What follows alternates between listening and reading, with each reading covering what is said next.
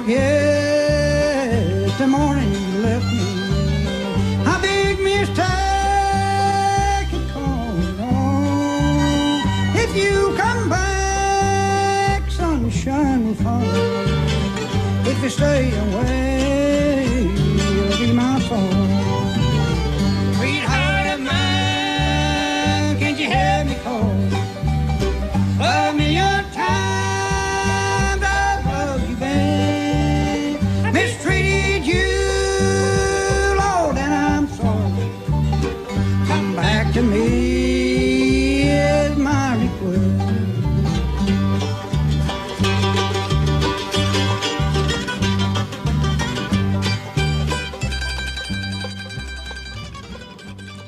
Standing in the center of a music museum in southern Indiana, I'd like to start this episode with a little bit of music trivia. I'll give you just a moment to think about each of these. Who wrote the B-side for Elvis Presley's first ever single? Who did Willie Nelson refer to as his personal hero? Who did Dolly Parton give one of her dresses to as a token of her admiration? Who wrote the first ever rockabilly song? And last, who is the undisputed father and creator of the bluegrass genre of music? What if I told you the answer to all of these questions was the same, and it was someone you probably have never heard of before? Today I'm at Bill Monroe's Bluegrass Hall of Fame Museum, just outside of Nashville, Indiana. And as you probably just guessed, the answer to all of those questions is Bill Monroe. After Bill Monroe passed away in 1996, his personal collection of artifacts, along with his personal theater and camping venue, have been preserved by the local community. Eventually, all this priceless history landed in the hands of Rex Voiles, who owns this museum, and with whom I have the pleasure of speaking with today. Tell me again what your name is and what you would say your title is here. Rex Voiles. I'm the president of Bean Blossom Bluegrass and Brown County Jamboree. And the location of this museum, is this actually in Nashville or is this a town outside of Nashville? To be clear, we are talking about Nashville, Indiana, not Nashville, Tennessee. Outside of Nashville, this is Bean Blossom in Brown County, Indiana. First of all, when I first walk into this building, it's an impressive building from the road, but when you walk in, you're just amazed. I was not expecting what you see when you walk in. I mean, you see all of these suits hanging up, all of these names of people that you recognize, all of these pictures of people, a lot of signatures. Can you kind of explain for people who will be listening, what is it that you have here? This is really Bill Monroe, which is the father of bluegrass. This is his kind of collection. He used to have this set up down in Nashville, Tennessee, next to Ernest Tubbs Record Shop. He used to have a little museum, and he moved everything up here when he built this building in 1990. But that's why you got Dolly Parton's dress, you got Webb Pierce's, Johnny Cash's, just different entertainers that grew up listening to Bill Monroe on the Grand Ole Opry. Why don't you explain to me who Bill is? Bill Monroe was born in 1911, and he is considered the father of bluegrass. He started a new style of music that wasn't country, that was fit right in, and they called it bluegrass. He called it the Bluegrass Boys, and then they gave it the name of the bluegrass. At what point in time could you pinpoint when this music called bluegrass actually started happening? Bill started back in 39, 36, 37, 38, 39. I mean, he had Earl Scruggs and Lester Flats. They played in his band. Bill's had over 100 members in his bluegrass band. So it started back in the 30s, but it really didn't catch on that name until probably in the 60s. For years, I didn't know the difference between bluegrass and other country music. Bluegrass is a subgenre of country music, that does not traditionally include electric instruments or percussion.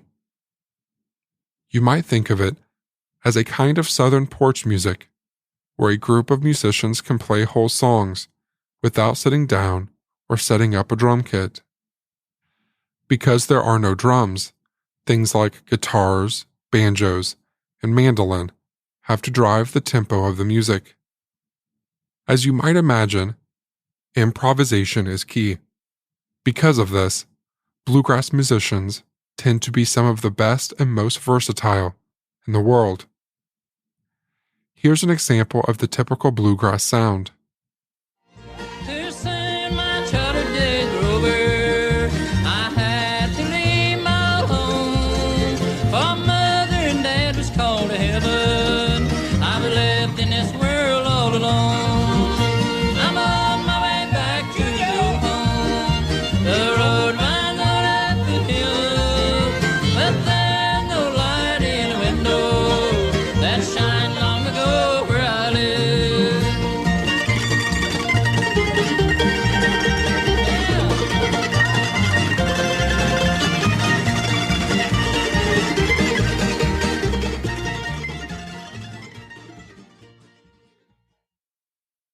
Because we have a classically trained composer in-house, our audio engineer Brent, I thought it might be good to have him quickly explain in simple terms some of the quirks of this uniquely American musical style. Bluegrass music is a combination of a few different types of music. Most people believe that it is a subcategory of the old country music, when in reality it goes much deeper than that. So you have elements of blues, jazz, American Southern string band music, sacred Irish and Scottish traditions. All of those make up a big part of what bluegrass actually is. A bluegrass band is traditionally comprised of 4 to 5 instrumentalists. So you have a 5-string banjo, a flat-top guitar, you have a fiddle or violin, an upright acoustic bass. And last but not least, Bill Monroe's favorite, the mandolin. What really separates bluegrass from other music is its fast, syncopated rhythms. So the drive of the music is actually created by what's called the offbeat. So an example of this, so the downbeat is, if you have a typical 4/4 measure, it'd be 1, 2, 3, 4, 1, 2, 3, 4.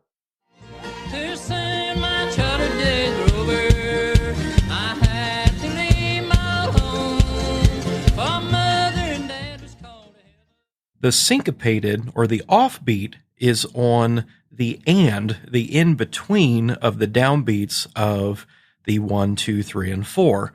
So it sounds something like this: 1 and 2 and 3 and 4 and.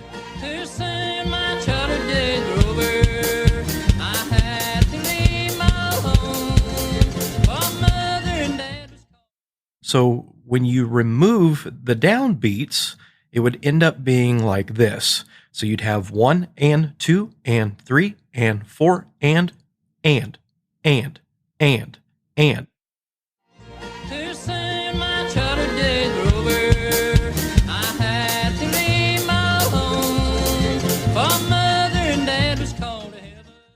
That's what bluegrass is really made up of, is all of those syncopated off rhythms. The other thing that you have is obviously your vocals.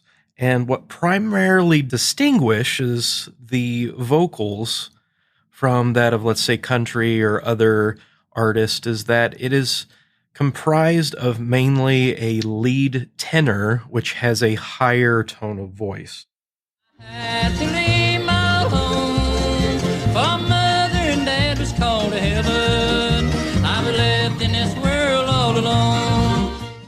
Additional vocals that would perform really tight harmonies with the lead tenor that has a strong influence in blues and jazz. Left in this world all alone. I'm on my way back to your home. The road winds out at the hill, but there's no light in the window.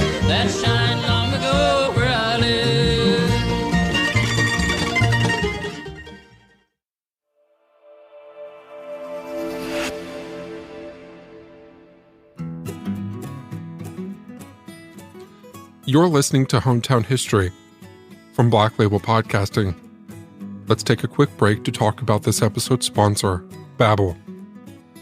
For most of us, learning a second language in high school or college wasn't exactly a high point in our academic careers. I took Spanish, and now I can't remember a word of it, no matter how hard I try. Now, thanks to Babbel, the language learning app that's sold more than 10 million subscriptions, there's an addictively fun and easy way to learn a new language. Whether you'll be traveling abroad, connecting in a deeper way with family, or you just have some free time, Babbel teaches bite-sized language lessons that you'll actually use in the real world.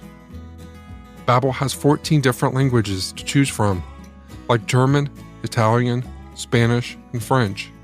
Plus, with Babbel's speech recognition technology, it helps me improve my pronunciation and accent. I can't wait to use some of the French I've learned on an upcoming trip. Right now, get up to 55% off your subscription when you go to babbel.com/hometown.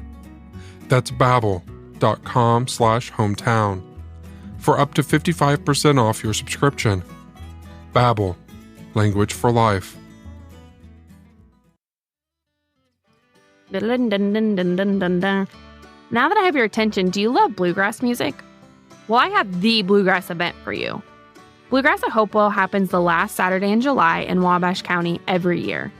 Enjoy the countryside of northern Indiana while bluegrass bands play on both levels of the beautifully restored rustic barn at Hopewell. Enjoy lawn games, food trucks, and full bar service while you wait for the sun to set while listening to incredible live music. During the event, you can hop on trolley number 85 and enjoy a quick ride to the Antique Boutique for homemade baked goods, spirit tasting, and antique shopping. Bluegrass at Hopewell is a program of Visit Wabash County and is regarded as a premier bluegrass event for the entire state of Indiana. Pack your lawn chairs or snatch up a VIP table and join us for Bluegrass at Hopewell the last Saturday in July each year.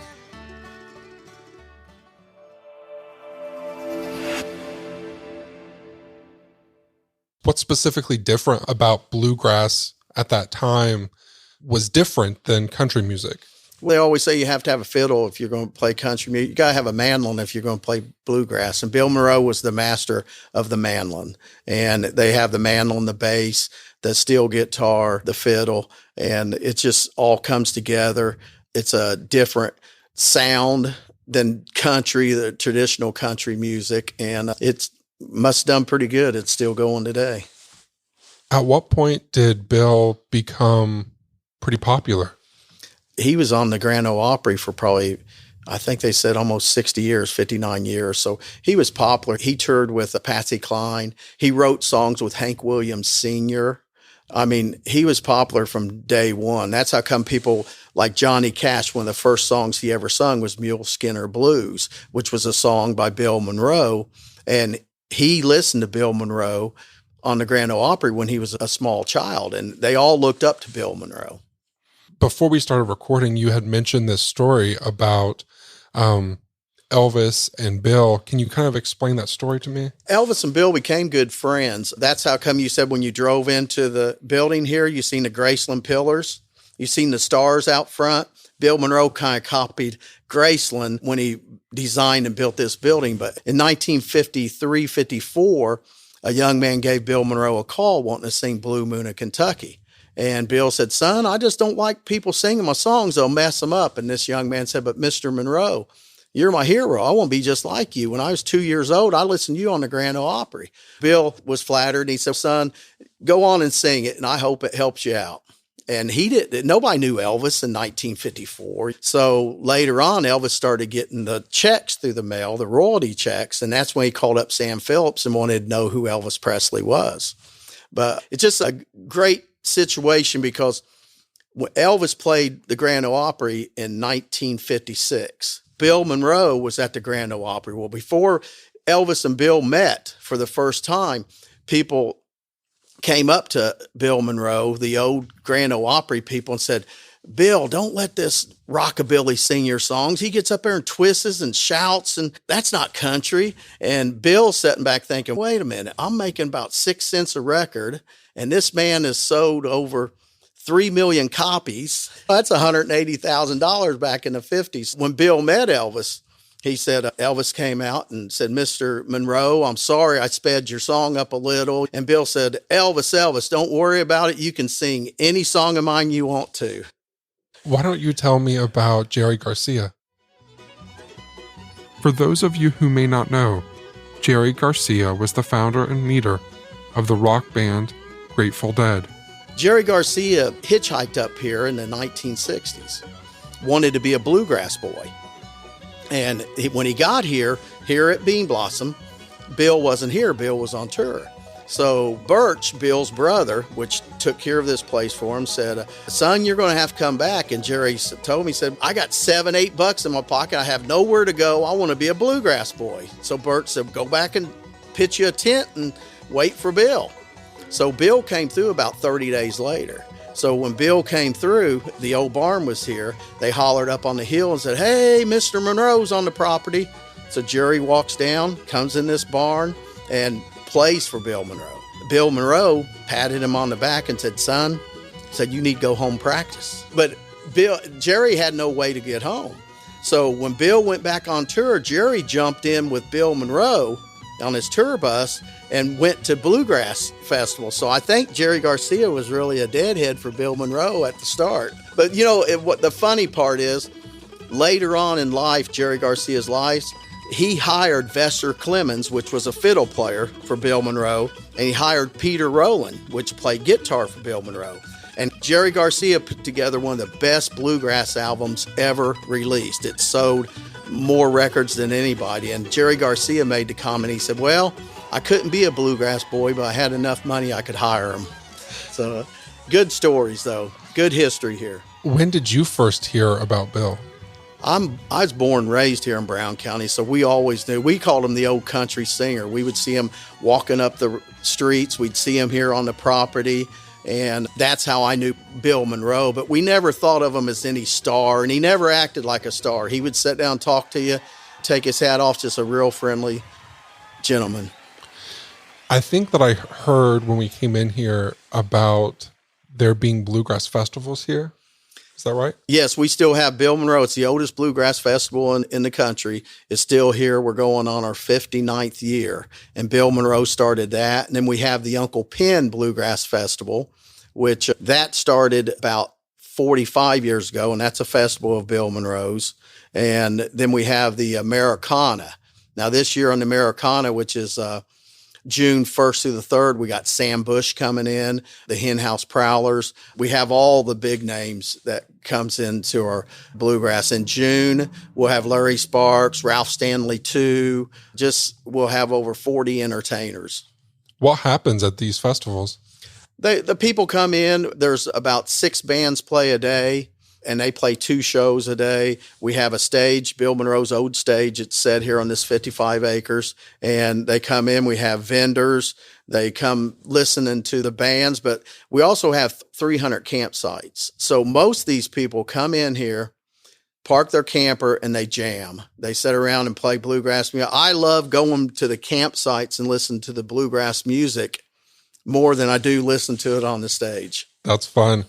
I actually think that my uncle and grandpa would come here a lot. Back when my grandpa was still living, my family, they're all from Southern Kentucky and Northern Tennessee, and they were mine workers in coal mines, and they moved to Indiana to work in steel factories in Muncie and played bluegrass for all of my memory. But I remember that's why I know Brown County, is because of them coming to this festival. But it didn't click with me about this festival until he mentioned it when we walked in, and I was like, oh, this is the place that my grandpa and my uncle would come to. This is the oldest running festival going in the United States. And this Music Park is one of the oldest going. The Brown County Jamboree started in 1939. Now, Mr. Monroe bought this place in 1951. So it went before Bill Monroe. All the country singers came through. A lady came through one day, and she was about 67 years old. And I asked her, because she told the story, that she seen Jerry Lee here. And Jerry Lee tore this piano up and in the old barn and threw this bench down and jumped up on it. And she said she was a little girl about 7, 8 years old, and it scared her so bad she started crying. So that's the kind of entertainers that's been here. I mean, Jerry Lee's been here, Dolly Parton's been here, Johnny Cash. I seen Johnny and June on the backstage. Many country acts and people would come and travel through here. That's pretty cool just to think about them coming to a place like this. Bean Blossom, Indiana, because even before Nashville, I mean, Bill Monroe put this place on the map, Bean Blossom, Indiana. And if you listen to Bill Monroe, his old recordings when he plays on the Grand Ole Opry, the last thing he always says, I'll see you at Bean Blossom. I might have missed this if you already explained it, but why here? Why in Bean Blossom? The story is that Bill used to come down when he moved up to Hammond, Indiana. He used to come down here, and they have square dances and they have round dances. And he used to play at the round dances here at the barn, and he liked it so well. And also, Mr. Monroe was a fox hunter, and he loved to fox hunt in the hills of Kentucky. The hills of Brown County is like the hills of Kentucky. So he would bring his dogs up here and come fox hunting up here in Brown County, and that's why he loved this place so much. There's record albums in here of him with his fox horn, and we have those fox horns in the showcases right now, the ones he used. I love it. There's a lot of artifacts here, but I was wondering if you could tell me about some of your favorite ones and why they might be your favorite. I love the Bill Nudie suits. Bill Nudie made suits, the rhinestone suits. He made them for Elvis. He made them, and we have 7 of those Nudie suits in here. But probably my favorite thing, there's an old case back here that Bill Monroe carried his mandolin in. And this case, I mean, if it'd be in your garage, you would have thrown it in the trash. But Bill Monroe, that's the mandolin that he kept his case in. He was behind the barn one evening, and he ran over it with his car. Now, it didn't hurt the mandolin, but it hurt the case. And Bill Monroe took duct tape and duct taped it up and still carried his mandolin. They came to him and said, Mr. Bill, you can't carry that case. It's cracked, it's broke. The mandolin's worth $1 million and you're carrying it in a broken case. So Bill put it in the museum, and we still have that here in that museum. And that's probably one of my favorite things in here. And we have the first Grammy that was ever given out to Bluegrass. That was gave to Bill Monroe, and we have it here, and just so much stuff to see. The original hee-haw sign, Archie Campbell made 4 hee-haw signs. We have it on the back wall, and they gave Bill one of those signs, and I think there's only 2 left that we know about. So just a lot of interesting stuff here. And you have some of the fence from that too? We have some of the fence from the hee-haw show. And people, they always ask me when I'm here, they'll say, how'd you get Dolly Parton's dress? I didn't get her dress. She loved Bill Monroe so much. I've heard interviews with her with Bill Monroe that she gave that dress to Bill Monroe to put in his exhibit. And Dollywood's even called asking for that dress back because you don't see many dresses with Dolly. Now, she wore that dress with the Porter Wagner show. It's just a lot of interesting stuff in here. And Dolly and Bill share something in history. I was wondering if you could explain that. Bill Monroe, before Dolly was put in the Rock and Roll Hall of Fame, Bill Monroe was the only person in the Writers Hall of Fame, the Rock and Roll Hall of Fame, the Country Hall of Fame, and the Bluegrass Hall of Fame. And now that Dolly was inducted into the Rock and Roll Hall of Fame, they share that honor together. Are you the person who runs the whole show now? Yes. How long have you been doing this? Since 2018. Got it.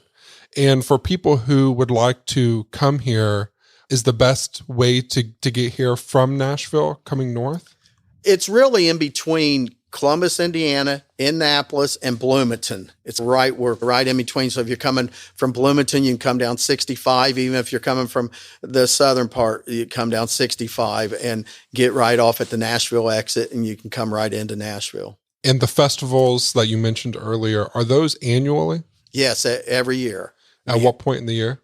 Our first one's June 1st through the 3rd, and that's the Americana, and that is the one where Sam Bush will be here. And then our second festival is June Fest, which that's around June 14th through the 18th this year. And then we have the Blues Our Hippie Hills on Jerry Garcia's birthday. So that's at the end of July. And then we have the Blues at the end of September. And then we have the Uncle Pen in August.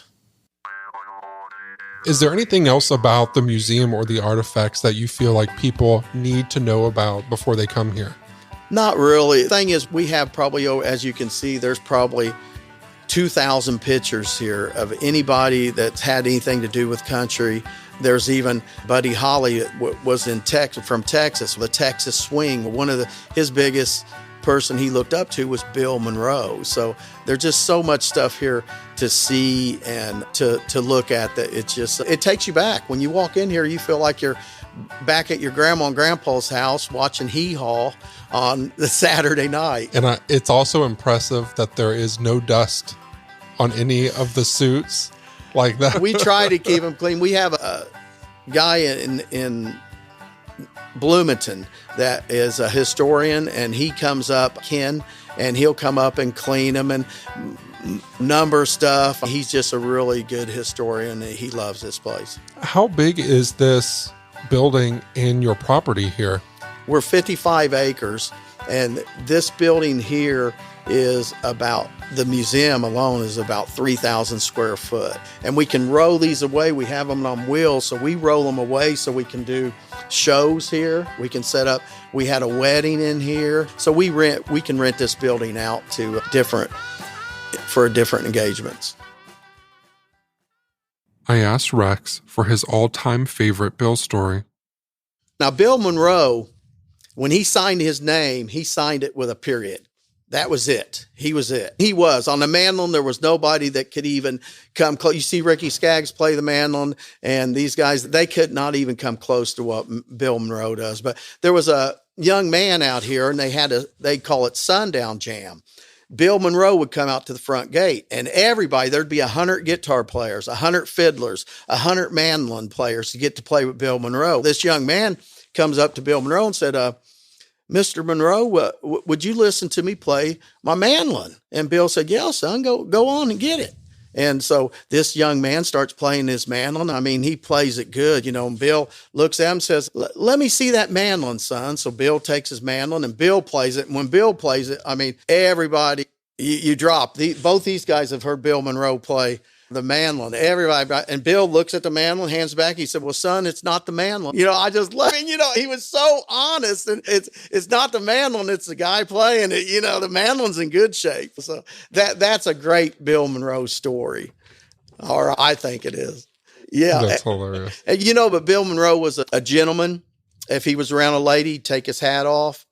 When I worked for him here, him and Birch, and we was kids, they would come get us and we'd weed whack, not with a weed eater, but with a weed whacker. And Bill never cussed around us kids, never told nasty stories. And you hear different things about Mr. Monroe, but all I have is respect for him. And he was really a country gentleman.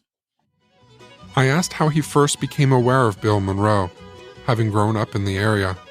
I grew up in Bean Blossom, and we would come over here and play in the creeks and the ponds. And, we just knew Bill Monroe. And when I worked for him when I was young, he was just an upright guy. But we never knew he was anybody. We just called him the old country gentleman, the old country guy, It wasn't like he was Bill Monroe.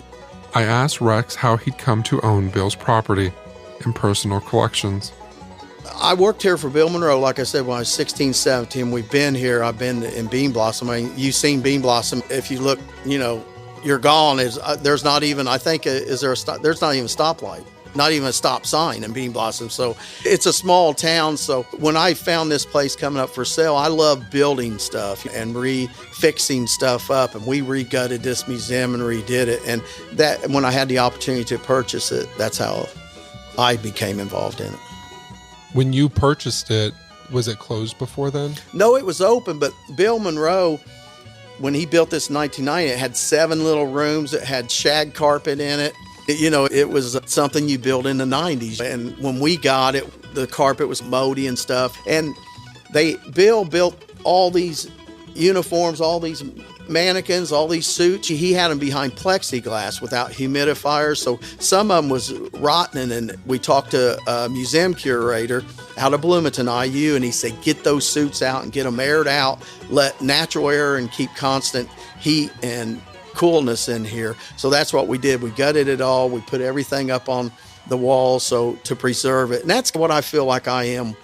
I'm not a big musician, never played much, but I feel like it's an honor for me to keep up this museum for future, and hopefully somebody else will come along and take over, because as you see, we have everything in here. Little Jimmy Dickens belt. We have the Highwayman stuff. There's just so much stuff in here that needs kept up and taken care of. And it's unique history for this area too, for all these people to have had some connection. Yes, there's people that will come here from Australia, Japan, all over the country. You would not believe the people that's been here just to walk on this ground that Bill Monroe walked on and played in.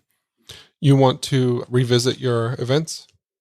Bluegrass, June 14th through the 17th, Wednesday, Friday, Thursday, and Saturday. Now, Wednesday, we'll have the bean dinner and preaching, which that's what Bill Monroe did every time. He had his bean dinner and had his preaching, and that's the Bluegrass, June 14th through the 17th. And then Uncle Pen is Friday, September 22nd, and that's a Friday and a Saturday. So both those are the two Bluegrass. Then we have the Americana, which is the 1st through the 3rd. Now, the Americana is more of a hippie bluegrass. Sam Bush is kind of that type of player. You know, he's kind of the hippie style. And we have stickers in here where Bill Monroe said, that ain't no part of nothing. And he said that about Sam Bush. They said that he ain't no part of nothing. It wasn't bluegrass, the traditional that Mr. Monroe played. But Sam Bush is one of the best entertainers going right now in bluegrass. And I just welcome everybody to come down. We do not charge to go through the museum.